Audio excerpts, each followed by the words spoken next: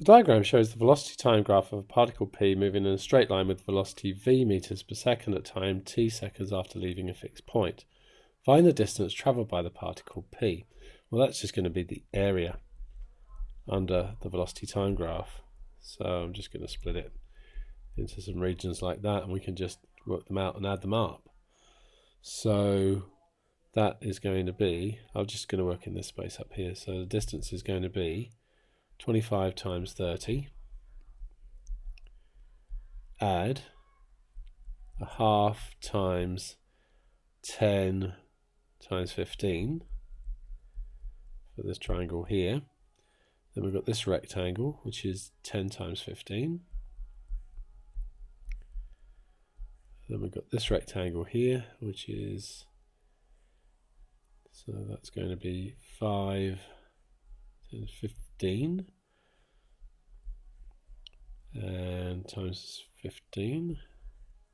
And then we've got that last triangle, which is a half times 10 times 15.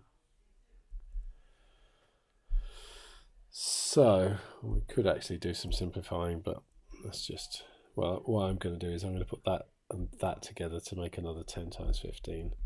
So I've got 25 times 30. Add, I'll put that 10 times 15 in now. Then I've got another 10 times 15.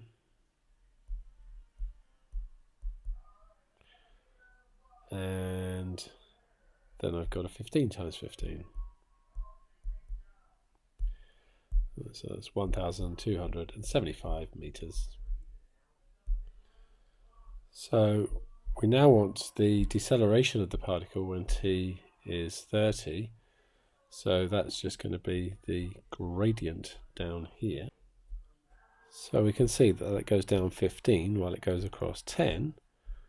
So the acceleration is negative 1.5 meters per second squared. That's one way of expressing it, because you say deceleration of 1.5. Now this part seems unrelated. So the diagram shows a velocity time graph of a particle q moving in a straight line with velocity v at time t after leaving a fixed point. The displacement of q at any time is s. On the axes below, draw the corresponding displacement time graph. So at the beginning, it will have travelled no distance. When it gets to here, at the point where the velocity changes, it will have travelled 10 times 6, it would have travelled 60. So it changes at 10 and 60, and that is going to be a straight line section going up like that. It's a straight line because this is a uniform velocity here. The velocity then changes. So this is 10 actually, isn't it? So it travels a further 30, making a total of 90, and it gets there at 20. So that then gives you a second straight line section that goes like that. Now I should really use a ruler and draw those absolutely straight, but just just to save some video time, you know what I'm doing there.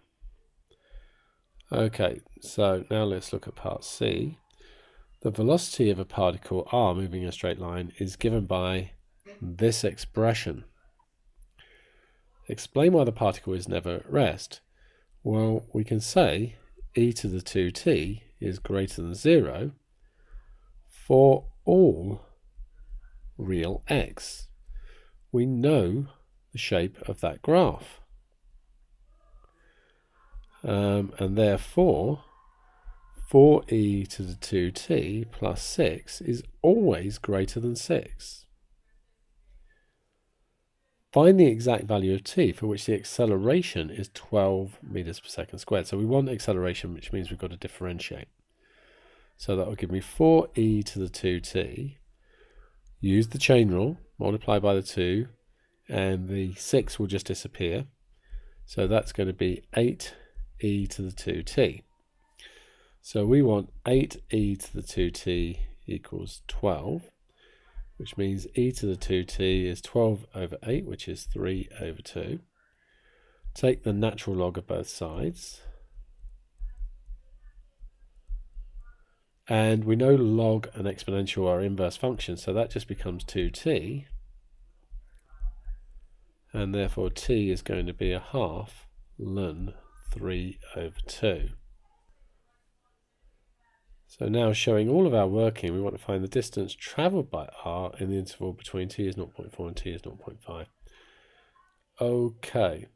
Well, the good thing is we know that it's never 0, so it's going to always be going in the same direction.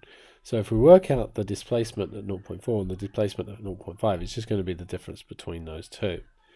So displacement is the integral, so that'll be 4e to the 2t divide by the differential at the inside plus 6t plus a constant. And if we say x is equal to 0 when t equals 0, we've got 0 is equal to, so e to the 0 is just 1, so that's going to be 2 plus c means c equals -2. And so we can say that x is 2e to the 2t plus 6t take 2. So we want x of 0.4. And then we want x of 0.5. So, substituting 0.4 in there, we're going to get 2, we need times e to the 2 times 0.4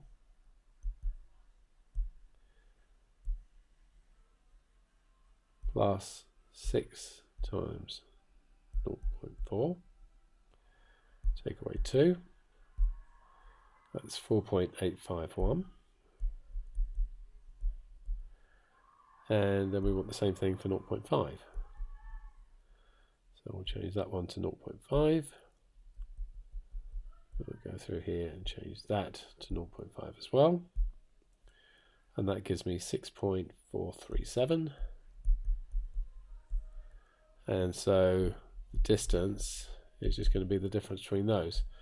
So 6.437, oops, calculator went mad.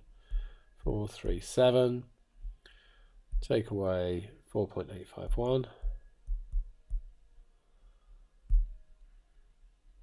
and that gives me 1.59.